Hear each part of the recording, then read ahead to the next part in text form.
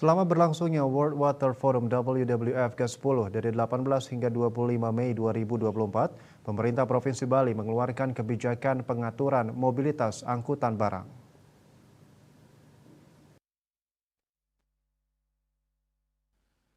Terkait pembatasan mobilitas angkutan barang, Kepala Dinas Perhubungan Provinsi Bali, IGW Samsi Gunarte menyampaikan, telah mengeluarkan surat pemberitahuan gangguan lalu lintas dan pembatasan operasional angkutan barang.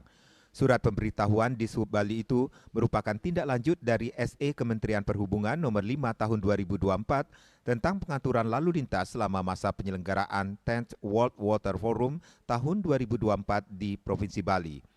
Untuk memastikan kelancaran lalu lintas, dilakukan pembatasan terhadap pergerakan seluruh kendaraan barang, truk berukuran sedang dan besar.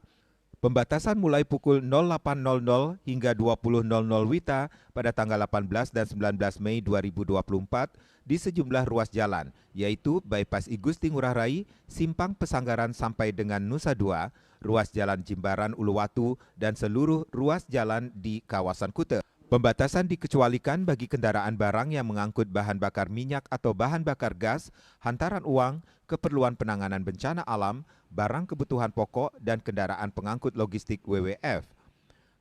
Berdasarkan pemetaan di Sub Bali yang merujuk pada Profesional Forum Agenda WWF, Samsi mengatakan ruas jalan yang berpotensi mengalami gangguan lalu lintas adalah ruas jalan di sekitar kawasan Bandara I Gusti Ngurah Rai, ETDC Nusa Dua, Pulau Kura-Kura Bali, Serangan, dan Pantai Melasti.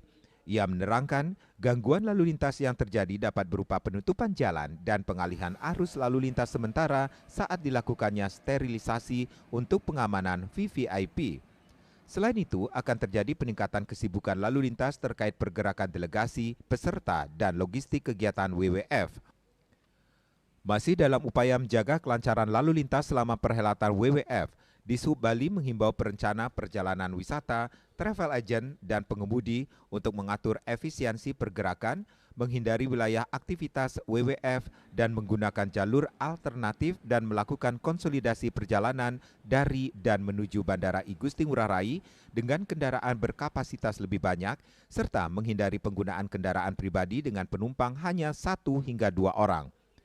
Imbauan juga ditujukan kepada pengelola pusat oleh-oleh, kafe, restoran, pusat perbelanjaan maupun pusat keramaian lainnya yang terdapat di kawasan Kuta, Nusa Dua, Jimbaran, dan sepanjang jalan bypass I Gusti Ngurah Rai agar memastikan tidak ada kendaraan pengunjung, karyawan yang parkir menggunakan bahu jalan, serta memastikan tidak ada antrian di pintu akses yang dapat mengganggu lalu lintas umum. Ketut Winata, Bali Pos.